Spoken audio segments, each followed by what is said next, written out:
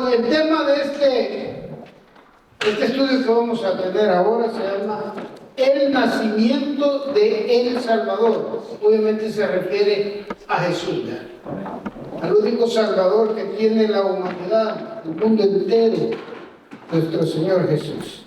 Y vamos a estar meditando en Lucas capítulo 2, del versículo 1 en adelante. Lucas 2, del versículo 1 en adelante. Puede buscarlo, vamos a orar y vamos a comenzar nuestro estudio de esta noche. Amén. Gloria al Señor. Lucas capítulo 2, del versículo 1 en adelante. Trataremos de llegar hasta el 20, que es donde cierra el tema y la idea de esos versículos. Padre que estás en los cielos, en el nombre de Cristo Jesús, te damos gracias por un día más de vida. Gracias, Padre, por tu misericordia, que son nuevas cada día.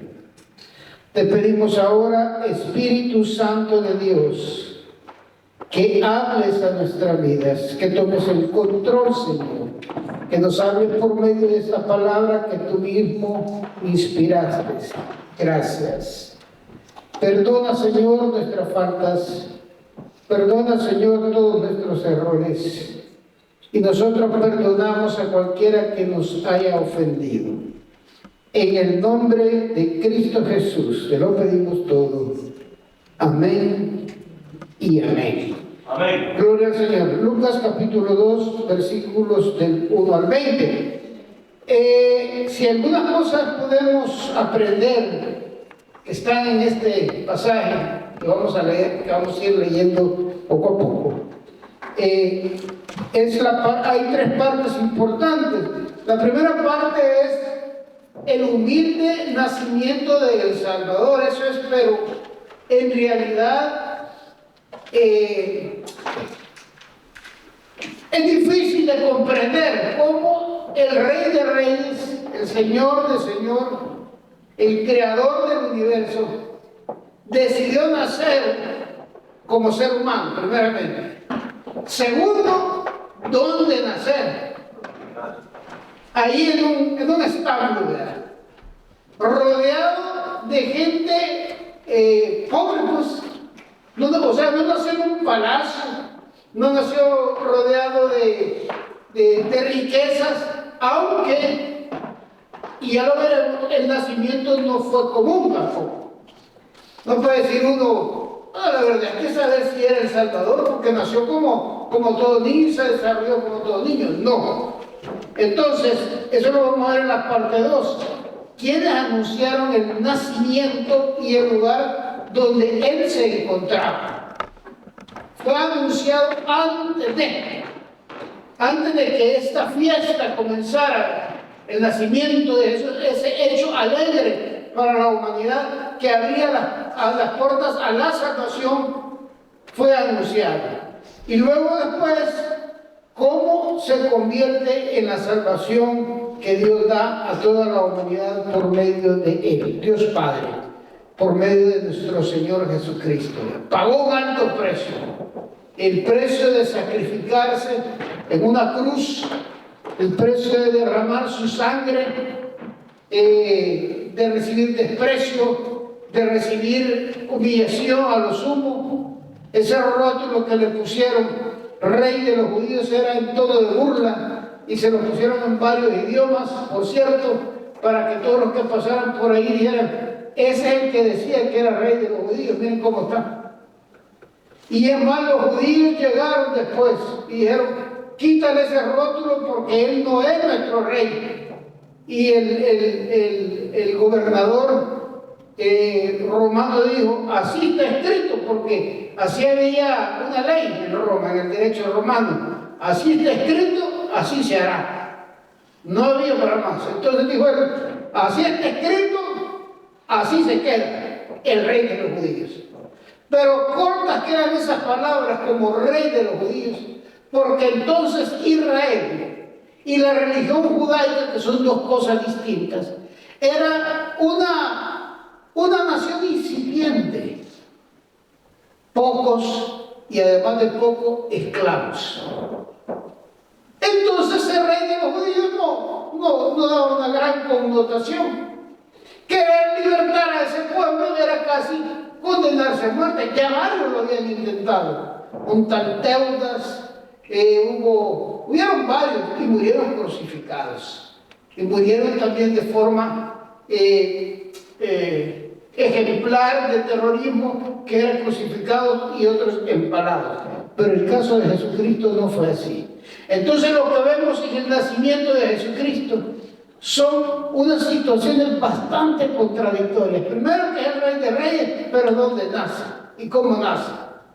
Pero segundo, de que es un nacimiento extraordinario, aún anunciado y celebrado por ángeles. Luego, después, las visitas que tiene.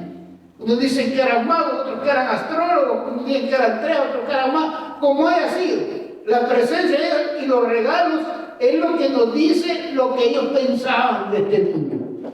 ¿Alguien recuerda lo que le llevaban de regalos? Tres cosas, tres elementos. Oro. ¿Qué más? Incienso. Pero estos regalos no son antojadizos. Eso es lo que se le regalaba a un rey. Entonces los astrólogos llegaron con regalos para un rey. Y dijeron, ¿dónde está el rey que ha nacido? Que hemos visto su estrella desde el oriente. Entonces, ¿qué quiere decir eso? Que la misma estrella esta estaba acompañando con su luz el nacimiento de Jesucristo. Fue una cosa en realidad extraordinaria. Comencemos entonces con Lucas capítulo 2, con el versículo 1, por favor. Hermana Pamelita nos va a ayudar ahí. Aconteció en aquellos días que se promulgó un edicto de parte de Augusto César, que todo el mundo fuese empadronado. Ok, el 2 también. Este primer censo se hizo siendo Cirenio gobernador de Siria, iban todos para ser empadronados, cada uno a su ciudad. Ok, ahí estamos en la primera pausa. Miren qué interesante. ¿Se ha fijado usted que uno a veces cree que las circunstancias gobiernan la vida de uno? Y uno dice, es que empezaron a quitar gente de mi trabajo, es que empezaron a hacer tal cosa, es que ahora es más difícil conseguir los papeles, es que como que si las circunstancias manejaran nuestra vida, pero olvidamos que el que maneja las circunstancias es Dios. No hay alguna cosa que nos rodee a nosotros los hijos de Dios, que Dios no la haya permitido y que sepa que eso va a cumplir un propósito en la vida de él. Por eso siempre tenemos que preguntarnos, Dios sabe lo que está haciendo en mi vida. Dios sabe, con cosas a veces tan incomprensibles como una enfermedad. Hermano, Dios sigue sentado en su trono y tiene el control de todo esto. Cuando vean suceder estas cosas, ¿qué cosas? Se le acercaron en el monte de los olivos los discípulos a Jesús y le dijeron, dinos, ¿cuándo serán estas cosas? ¿Y qué será el final de este sistema de cosas? Pero ellos se referían a cuándo iba a caer el imperio romano. Ellos pensaban en poquito. Porque eso era una cosa, eso comparado con el mundo era una tontera. Y vivir 80, 70 años comparado con una eternidad era una tontera, hermano, que nos estamos preocupando por esta vida. En serio. Entonces Jesucristo les dijo, miren, van a oír de guerra. O sea, algunos van a vivir inmersos en la guerra. Les van a estar cayendo ahí los misiles por los pies en guerra. Y otros vamos a oír rumores de guerra. Nosotros, pues, el principal, no rumor, sino que el principal efecto directo que tenemos de la guerra es cuando vamos a echar gasolina, ¿verdad? Pues ya se siente, más. Y yo siempre decía, 10 centavos, 20 centavos, pero ya subió más del dólar el galón. Los que antes fuleaban con 60, hoy tienen que fulear con 100. Y eso dispara los precios de las demás cosas, porque todos dicen, ¿y qué tienen que ver los huevos con la gasolina? Pues que se transportan en vehículos que gastan gasolina. No es que las gallinas funcionen con gasolina, ¿verdad? Entonces todo afecta, es una reacción en cadena. Entonces nosotros desayunamos en la mañana, pero yo espero que después de orar, ¿verdad? Las noticias, rumores de guerra, Irán, Ucrania. No nos cansaríamos que son rumores de guerra. Oímos de las noticias. Fíjense el alcance del mensaje de Jesucristo que dijo, no, usted y yo, ¿qué rumores de guerra se podían oír en Israel si estaban pasando en otro lado? No se podía, no se sabía, porque ¿quién los contaba? Nadie. Y hoy uno les pone, otro les quita, acá y siempre les pone más, ¿verdad?, de lo que es. Y las noticias están ahí, cada vez inquietándonos más. Pero a lo que quiero llegar es a lo siguiente, que seguimos olvidando que las circunstancias no manejan nuestra vida. Quien maneja nuestra vida es Dios, porque Él es el que maneja las circunstancias. Él sabe, Él ya sabía lo que iba a pasar. Yo he escuchado de gente que dice, sí, tiene que pasar porque está escrito. Suena bien, pero es al revés. Está escrito porque va a pasar. O sea, en la omnisciencia de Dios, en la inspiración del Espíritu Santo, al inspirar, sabía que iba a pasar y lo dejé escrito para que no nos agarran desprevenidos, hermano. Pero parece que algunas veces nos agarran desprevenidos. ¿Qué le repitió Jesús hasta la saciedad a los 12 y a algunos de sus discípulos? ¿Cómo iba a morir? ¿Cuándo iba a morir? Que iba a ser entregado y todo, pero que iba a resucitar al tercer día. ¿Y que lo esperaran? Porque va a resucitar al tercer día. ¿Y qué es lo que hicieron ellos? Se fueron a pescar, y eso no es un detalle menor, porque regresaron al oficio de antes. O sea, la gente que vuelve hacia atrás, y eso acababa de ser. Yo imagino que, mire, digo, salvando la distancia, cualquiera que hubiera estado en los pies, en las sandalias de Jesús, hubiera dicho, no, esto me voy a quitar la salvación mejor, no. Son unos incrédulos, no obedecen. Les dije que me esperaran, que al tercer día iba a resucitar. Resucité, ¿y dónde están? Pescando. ¿Y saben qué es lo que hizo Jesús? Bueno, usted lo sabe, al leer la Biblia. Lo invitó a desayunar. Les asó pescado para que dijo, vengan muchachos, vengan a comer. No lo maltrató. ¿Por qué? Porque Jesús ya nos conoce muy bien. Que necesitamos en un momentito, estamos encendidos, y el otro momentito ya solo humo, ¿verdad? O sea, ya se apagó todo el fuego. Y entonces vemos aquí, las circunstancias aquí eran que todos se tenían que ir a empadronar. Y dicen los historiadores, que este empadronamiento obedecía para tasar más impuestos. O sea, parece que no estamos recogiendo, así como el IRS en este país, no estamos recogiendo mucho impuestos. Vamos a censarlo bien para ver si coincide lo que recaudamos de impuestos con las personas que hay. Entonces tienen que subir, van a subir a ser empadronados. Dice, este primer censo se hizo siendo Cirenio gobernador de Siria. E iban todos para ser empadronados, cada uno a su ciudad. El 4 leamos. Y José subió de Galilea, de la ciudad de Nazaret, a Judea, a la ciudad de David, que se llama Belén, por cuanto era de la casa y familia de David.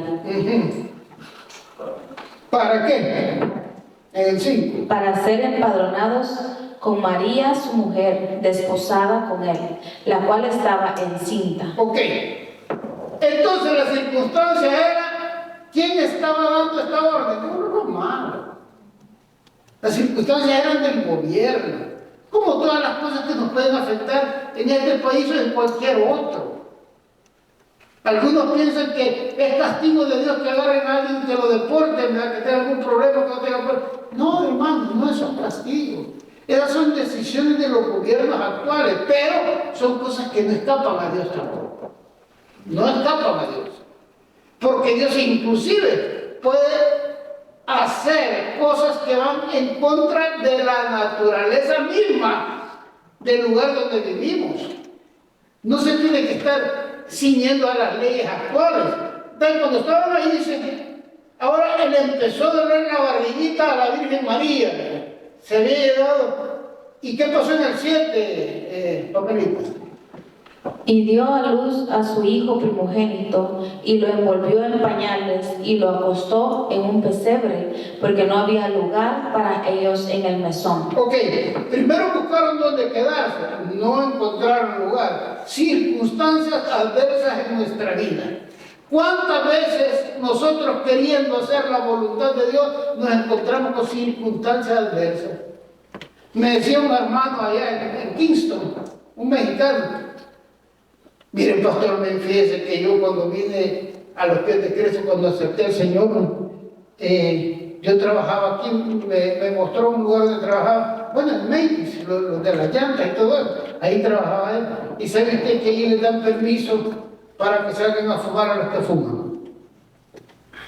Y cuando él recibió al Señor, todo ahí, les contó a todos ahí, o sea que ya no vas a fumar. No, ya no, yo soy cristiano, yo no voy a fumar. Ok, entonces vos no tenés permiso. Va. Los que fuman tenían permiso para salirse 10 minutos a fumar. Ahora que ya no fumaba, en lugar de decirle, pues anda descansando, a respirar aire puro, anda a ver si te tomas un café, no. Entonces uno va a descansar. Las circunstancias son adversas a veces cuando queremos hacer lo bueno. Son adversas. Usted no se preocupe cuando queriendo hacer lo bueno sale alguien y se opone. No nos preocupemos cuando en nuestro trabajo, en nuestro lugar donde estudian, bueno, aquí creo que todos trabajan, al menos yo, pero no hay estudiantes todavía, quiero decir jóvenes.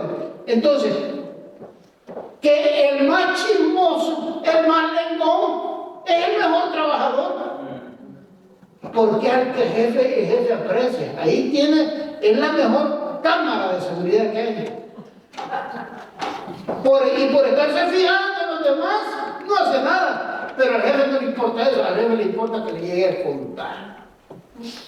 Ay, mi jefecito, mire, hoy sí le tengo una nueva. Mira lo que estaban diciendo de usted a la hora del break. Sentate, viejo, tomate un café y contame cómo está la cosa. Este mundo es gobernado por el diablo, ya todos lo sabemos eso, el príncipe de este mundo. Ok, entonces, mucha adversidad se va a levantar precisamente cuando nosotros queremos hacer la voluntad de Dios. Y a Amarillita no le pudieron dar los dolores en otro lugar, sino cuando se estaba empadronando. Y cuando se estaba empadronando, había un montón de gente que había llevado todos los mesones, o sea, los hostales, pues, ahí donde pudieran vivir. Antes la gente alquilaba, así, pero en la misma casa, pues, le daban donde dormir a alguien y le cobraban, obviamente. Entonces, estaba lleno, no había dónde. Me imagino que alguien me dijo, mire, el único lugar que tengo es el establo. Si usted quiere ir, y sabe lo que es un pesebre, ¿verdad? Un pesebre es donde se le echa el zacate a los animales para que coman. Es como una pastilla, dirían en El Salvador, ¿verdad? Y le echan ahí el zacate y comen. Ese es un pesebre. Esa fue la cuna real, un pesebre. Para el Rey de Reyes y el Señor de Señores. Yo me imagino que Dios Padre al ver este cuadro decía, cómo ha comenzado la vida de mi hijo, con gran sacrificio, pero esto es lo que ya sabíamos que iba a pasar. No iban a ser en un palacio, no iban a ser de forma sobrenatural. Entonces, no había eso. Estaba encinta y en conclusión que estando ellos allí se cumplieron los días, le dieron los dolores de parto. Entonces, mire otra cosa, en el 7, vuelvo a leer el 7, por favor. Y dio a luz a su hijo primogénito y lo envolvió en pañales y lo acostó en un pesebre porque no había lugar para ellos en el mesón. La cuna era el lugar donde comen los animales. Y dice que lo envolvió en un manto real, dice. ¿En qué lo envolvió? No iba preparado, María. Algo de lo que ella usaba, agarró por ahí y lo envolvió. Ahí estaba, en un pesebre, envuelto en pañales, el Rey de Reyes, el personaje más importante para todos nosotros y para todo el mundo, del cual después, en su segunda venida, todas las rodillas se tienen que doblar.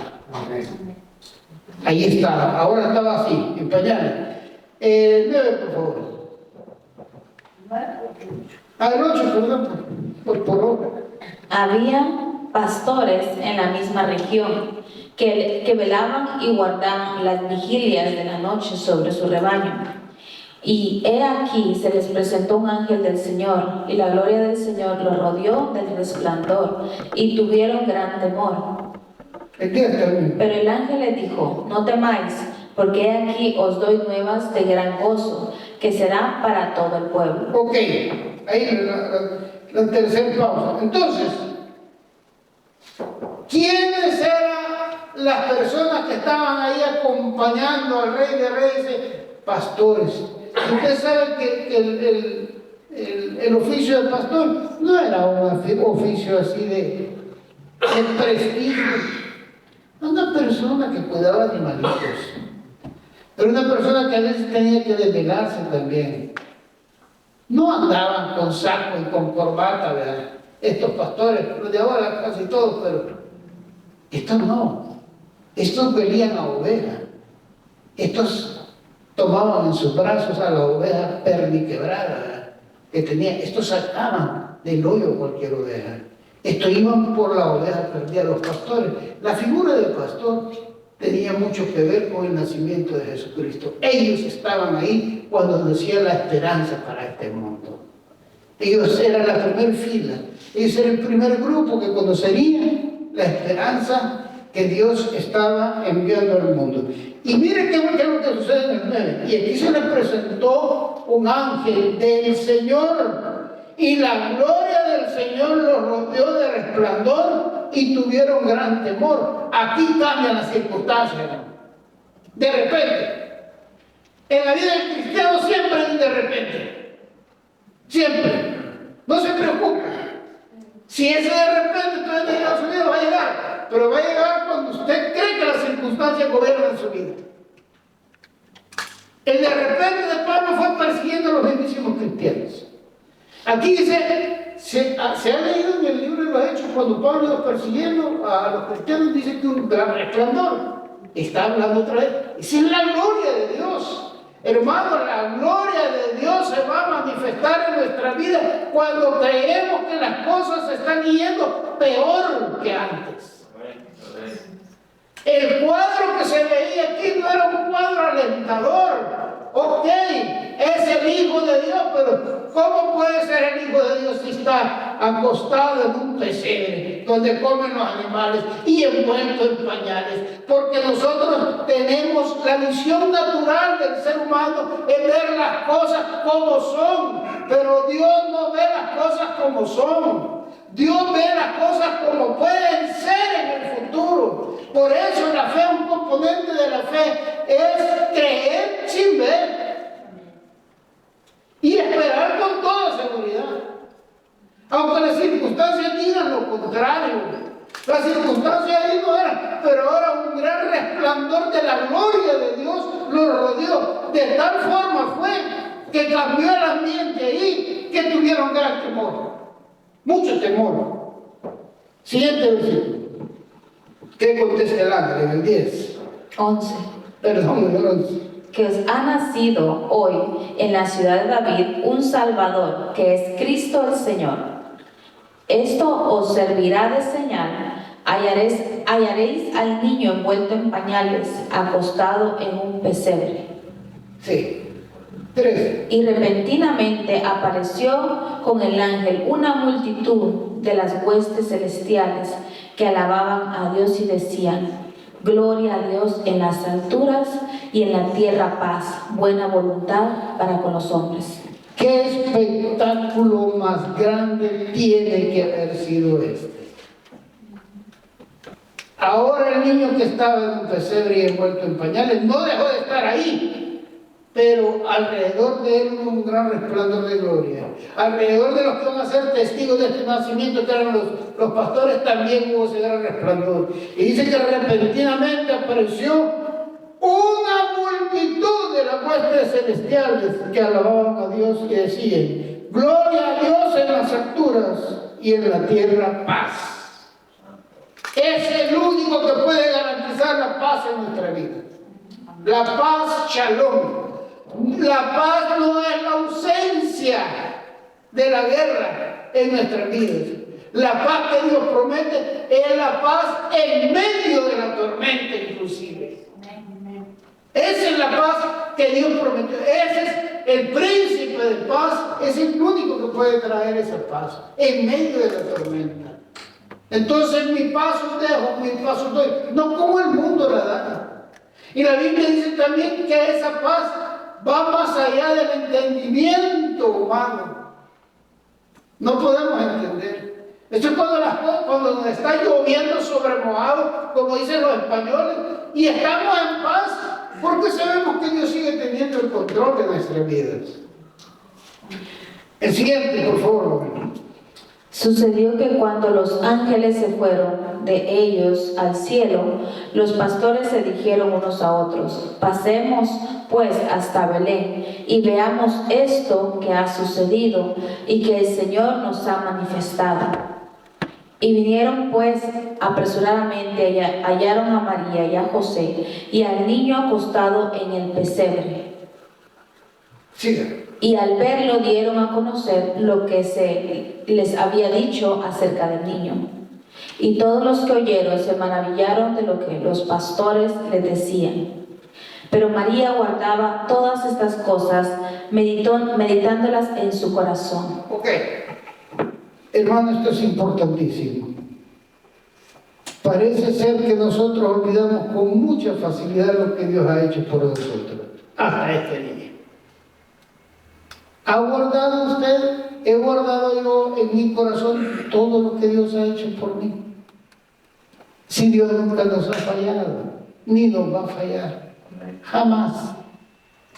Y que, ¿sabe usted que cada vez que superamos una situación en nuestras vidas difícil, es de guardar eso en nuestro corazón para poder echar el recuerdo y decir, pero si Dios no me falló esa vez, ¿por qué no me va a fallar ahora? No lo va a hacer. El 20. Y volvieron los pastores glorificando y alababan a Dios por todas las cosas que habían oído y visto, como se les había dicho. Amén. Esto es lo que la reacción normal en cualquier persona, pero debería ser la reacción normal y obligatoria. Bueno, cuando digo obligatoria no es que Dios nos va a obligar a hacer algo, sino que sería la reacción que se espera de un hijo de Dios. Yo me pregunto, esta tarde cuando veía este último versículo me preguntaba yo, las personas que van a llegar hoy a la iglesia, qué bueno, y las que no van a llegar, ¿qué van a estar haciendo, como decía el hermano? Pueden ser que hayan querido venir y hayan tenido alguna dificultad, o simple y sencillamente están viviendo la vida bien. Hay que tener cuidado, porque cuando uno ve la historia de los profetas, cuando Dios escogía a un profeta para una misión difícil, era cuando estaba pasando su momento de comodidad. Cuando Dios ve, está bien. Sí, estuvo bonito. Estuvo buena la comida el domingo.